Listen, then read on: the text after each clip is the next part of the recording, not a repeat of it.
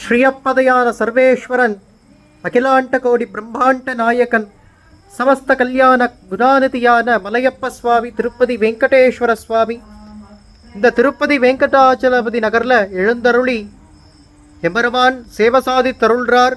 கோவை மக்கள், இந்த பூலோகத்தில் இருக்கக்கூடிய அனைவருக்கும் விசேஷமான எம்பெருமான் தன் திருமேனி அழகு தென்பட சேவசாதி தருள்றார். மண்டல பூஜை பூர்த்தி ஆனது நாளைய தினம் 48வது நாள். சுவாமி வந்து இந்த க்ஷேத்திரத்துக்கு அருள்பாலித்து 48 நாள் ஆறுது. நாளைய தினம் விசேஷ பஞ்சசுக்த ஹோமம், அதி ஆச்சரியமான புண்ணியாக வாசனத்திலிருந்து ஆரம்பம்.